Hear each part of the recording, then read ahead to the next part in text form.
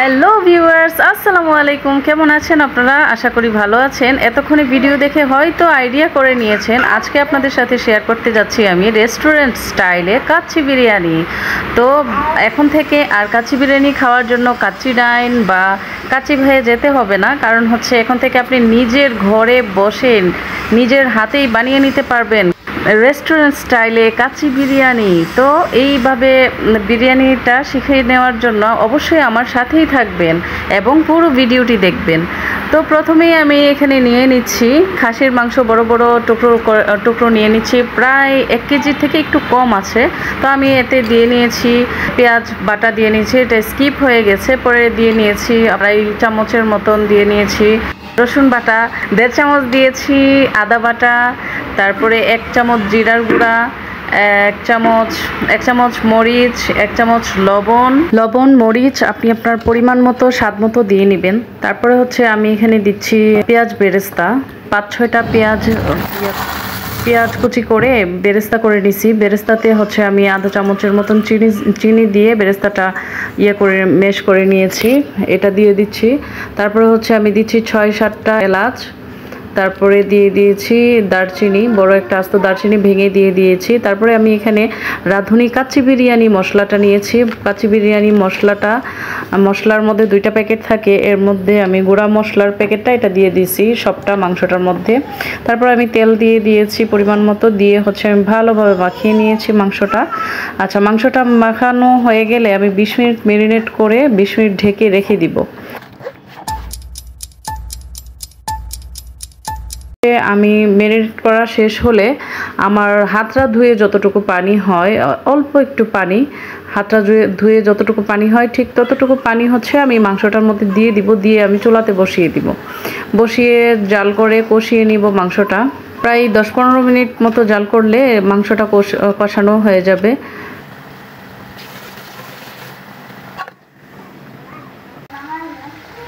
এই যে দেখেন আমার মাংসটা কষানো হয়ে গেছে, একদম তেল ভেসে উঠেছে। এই পর্যায়ে হচ্ছে আমি আমার টক দইটা দিয়ে দিব। টক দই ইচ্ছা করলে আপনারা মাখানোর মধ্যেও দিতে পারেন, কিন্তু আমি কষানোর মধ্যেই দিই।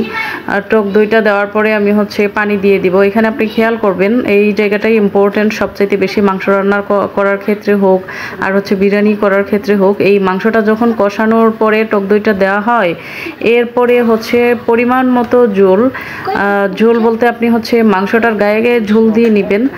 একদম হাই ফ্লেমে বলক আসা পর্যন্ত অপেক্ষা করবেন, তারপরে একদম কমিয়ে লো করে দিবেন। তারপরে হচ্ছে ঢাকা দিয়ে রেখে দিবেন আপনি 1 ঘন্টার জন্য। মাংসটা বসিয়ে রেখে আমি অন্যান্য প্রসেসগুলো করে নিচ্ছি। এটা হচ্ছে আমি 4টা আলু বড় বড় টুকরা করে কেটে নিয়েছি। কেটে আমি হচ্ছে লবণ দিয়ে সিদ্ধ বসিয়ে দিয়েছি। তো আমি এখানে নিয়ে নিচ্ছি বাসমতি চাল। তো বাসমতি চালটা আমি ভালো করে ধুয়ে তারপর হচ্ছে এলাচি, দারচিনি, তেজপাতা, লবণ এগুলা দিয়ে হচ্ছে বেশি পরিমাণ পানি দিয়ে বসিয়ে দিচ্ছি। এখানে খেয়াল রাখবেন যেন পানির পরিমাণটা অনেক বেশি হয়, কারণ চালটা ঝরঝরা হওয়ার জন্য কিন্তু এখানে পানির পরিমাণটা বেশি হতে হবে। লবণটা যতটাই দেন কোনো সমস্যা নাই, কারণ এটা পানির সাথে বেরিয়ে যাবে। চালটা যতটুকু নেওয়ার ঠিক ততটুকুই নেবে, লবণ কম বেশি হলে কোনো সমস্যা হবে না। আমার যে আলুটা এটা হাফ বয়েল করে তারপরে আমি লবণ দিয়ে তেলে ভেজে নিচ্ছি। এইদিকে আমার চালটা হয়ে গেছে। তো চালটা যখন ভিতরে একটু বিচি দানার মতন থাকবে, তখন চাপ দিয়ে দেখবেন একটু দানা থাকলে হয়ে যাবে।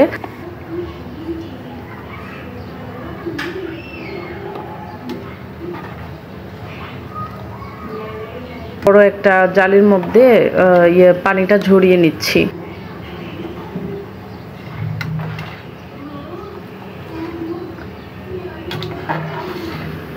তারপরে আমার পানি ঝরানো শেষ হয়ে গেছে।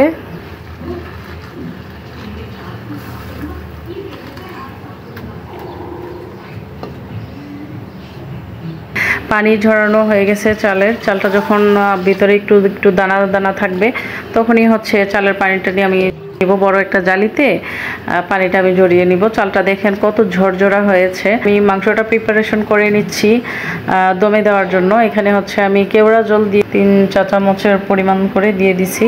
তারপরে হচ্ছে এখানে আরেকটা জিনিস না দিলেই নয়, সেটা হচ্ছে টেস্টিং সল্ট। তো আমি এখানে টেস্টিং সল্ট ইউজ করছি। তো এখানে আমি টেস্টিং সল্ট আর হচ্ছে কেওড়া জল দিয়ে নেড়ে চেড়ে মাংসটা হচ্ছে আমি বড় একটা পাতিলে নিচে দিয়ে দিছি সাজিয়ে। মাংসর বড় বড় টুকরাগুলো প্রথমে দিয়ে সুন্দর করে সাজিয়ে দিয়েছি। তারপরে হচ্ছে আমি এখানে আমার ভেজে রাখা আলুগুলা ছড়িয়ে দিলাম। তো আলুগুলা দেওয়ার পরে আমি এখানে 7-8টা কাঁচামরিচ দিয়ে দিছি, কারণ বিরিয়ানির মধ্যে কাঁচামরিচটা খুবই মজাদার একটা ফ্লেভার নিয়ে আসে। তো আমি এখানে কাঁচামরিচটা দিয়ে দিছি। ওইটা আমার বিরিয়ানিটা যখন দমে রাখবো তখন গরমেই এটা হয়ে যাবে। সো আমি এখানে কাঁচামরিচটা ইউজ করতেছি। তো কাঁচামরিচটা দেওয়ার পরে আমি বাকি আমার যতটা ছিল সবটা দিয়ে দিছি।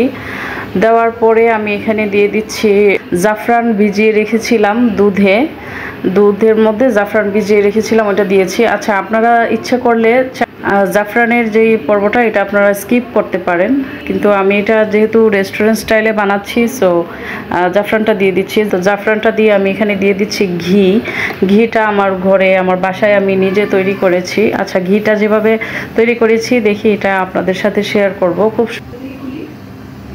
এই পর্যায়ে আমি ঢাকনা দিয়ে ঢেকে দিব। ঢাকনার ছিদ্রটা আমি হচ্ছে একটা টিস্যু দিয়ে বন্ধ করে দিব।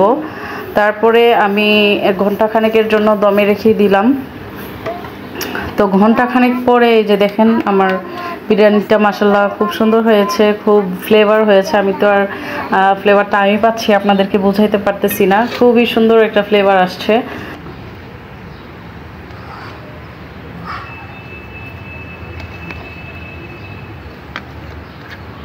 আর দেখতেই পাচ্ছেন কত ঝরঝরা হয়েছে। আমার মাংসটা এতটাই সফট হয়েছে যে মাংস থেকে হাড় খুলে গেছে। তো আমি এখানে হচ্ছে সার্ভ করে নিচ্ছি একটা প্লেটে সুন্দর করে আপনাদেরকে দেখানোর জন্য। এটা কতটা সুন্দর হয়েছে এটা দেখানোর জন্য সার্ভ করে নিচ্ছি। একদম ঝরঝরা আর মাংসটা কত নরম।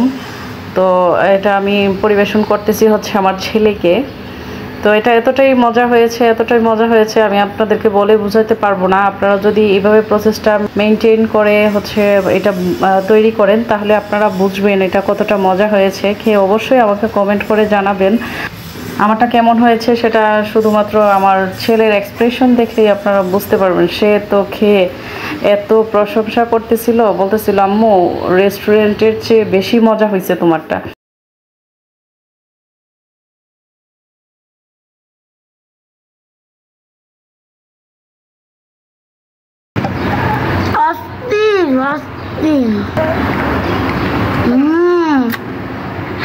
তো এরকম আরও বেশি মজার রান্নার রেসিপি পাওয়ার জন্য আমার চ্যানেলটা অবশ্যই সাবস্ক্রাইব করে দিবেন। আর যদি আমার ভিডিওগুলো ভালো লাগে তাহলে অবশ্যই লাইক করবেন, আর যদি খারাপ লাগে তাহলে সেটাও কমেন্ট করে জানাতে পারেন আমাকে, কারণ আপনাদের কমেন্ট পেলেই আমি বুঝতে পারবো আমার ভিডিওগুলো কেমন হয়, আপনাদের কাছে কেমন লাগে। সো ভালো থাকবেন, সুস্থ থাকবেন, আমার জন্য অবশ্যই দোয়া করবেন। আল্লাহ হাফেজ।